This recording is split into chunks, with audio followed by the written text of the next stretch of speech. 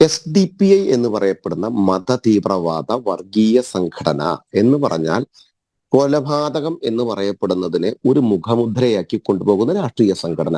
Indian ദേശീയതയോടോ ഭാരതത്തിന്റെ സംസ്കാരത്തിനോടോ ഭാരതത്തിനോടോ കൂറു പുലർത്താത്ത, എങ്ങനെയെങ്കിലും എതിർത്ത് നിൽക്കുന്ന ആളുകളെ ഇല്ലായ്മ ചെയ്യണമെന്ന രാഷ്ട്രീയമുള്ള ഒരു സംഘടന.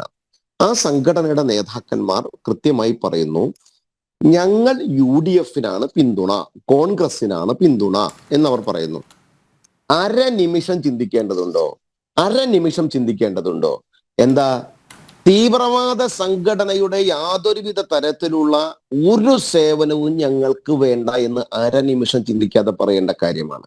ഇവർ അവിടെ പറഞ്ഞ എന്താണെന്നറിയോ? ഇതേ ജനൻ TV-യിൽ സേനാപതിയോടുകൂടെ നിങ്ങൾക്കറിയാവില്ല, ഇവരുടെ MLA സ്ഥാനാർത്ഥിയായിട്ട് മത്സരിച്ച് ഉള്ള ഒരു കോൺഗ്രസിന്റെ നേതാവാണ്. അദ്ദേഹം എന്താ പറഞ്ഞതെന്നറിയോ?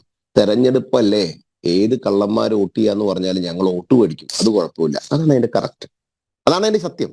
അല്ലെങ്കിൽ ഇവരെ അവരുടെ നേതാക്കന്മാരെ തള്ളിപ്പറയണം. അന്നും ഇവർ ആ ശൈലിയാണ് ഇവരുടെ എല്ലാ നേതാക്കന്മാരും എടുത്തത്. ഇന്നിപ്പോ 2 ദിവസം കഴിഞ്ഞ് എന്തെങ്കിലും തരത്തിലുള്ള ഒരു ധ്രുവീകരണത്തിന് സാധ്യതയുണ്ടോ എന്ന് നോക്കി ആ സാധ്യത ഇല്ലാതാക്കുകയും മുണ്ടിട്ട് പോയി ആ വോട്ട് മേടിക്കുകയും ചെയ്യണം എന്നുള്ള അജണ്ട പ്രകാരം ഇവർ നടത്തിയിട്ട് ഒരു നാടകം.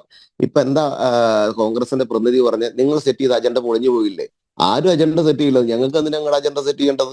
40 സീറ്റ് ഇന്ത്യ മഹാരാജ്യത്തിന് വേണ്ടിയിട്ട് മത്സരിക്കുന്ന നിങ്ങളോട് ഞങ്ങൾ എന്തിന് അജണ്ട സെറ്റ് ചെയ്യണം?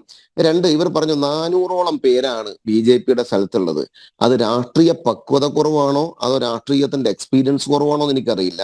അമേത്തിയിലെ രാഹുൽ ഗാന്ധി മത്സരിച്ച് പരാജയപ്പെട്ട് ഈ കേരളത്തിലേക്ക് ഓടി വന്ന ചരിത്രത്തെ ഞാൻ പറയുന്നില്ലല്ലോ. 2, കമ്മ്യൂണിസ്റ്റ് മാർക്സിസ്റ്റ് പാർട്ടിയുടെ നയമാണ് ജനൻ TV ചർച്ച ചെയ്യുന്നത്. എന്തോരം വലിയ തമാശയാണ്! ജനൻ TV കമ്മ്യൂണിസ്റ്റ് മാർക്സിസ്റ്റ് പാർട്ടിയുടെയും പിണറായി വിജയന്റെയും വാക്കുകൾ ചർച്ച ചെയ്യണമെന്ന്. പിണറായി വിജയന്റെ സ്ഥാനാർത്ഥി അങ്ങ് തൊട്ടപ്പുറത്തെ തമിഴ്നാട്ടിലെ മത്സരിക്കുന്നത് രാഹുൽ ഗാന്ധിയുടെ പടം വെച്ചിട്ടാ. അങ്ങനെയാണെങ്കിൽ നിങ്ങളുടെ കോൺഗ്രസ് നേതാക്കന്മാർ കൃത്യമായിട്ട് പറ, പിണറായി വിജയന്റെ സ്ഥാനാർത്ഥികൾക്ക് രാഹുൽ ഗാന്ധിയുടെ മുഖം വെക്കാൻ പാടില്ലെന്ന്. അപ്പൊ നിങ്ങൾ 2 പേരും ഒരുമിച്ച് നിന്ന് കൃത്യമായിട്ട് പിണറായി വിജയൻ പറഞ്ഞല്ലോ, കൃത്യമായി രാഹുൽ ഗാന്ധി പറഞ്ഞല്ലോ.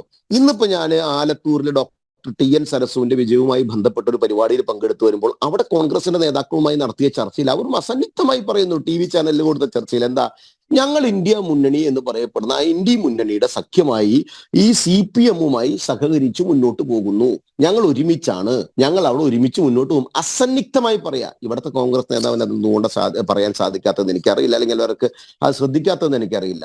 നിങ്ങളും പിണറായി വിജയനും ഒരുമിച്ചാണ് BJP-യെ നേരിടുന്നത്. ഞങ്ങൾക്ക് അതിലൊരു ഭയവുമില്ല. ഞങ്ങൾ ഈ അജണ്ട സെറ്റ് ചെയ്തോ ഇവരുടെ അജണ്ടയുടെ പുറകെ പോകാനൊന്നുമില്ല.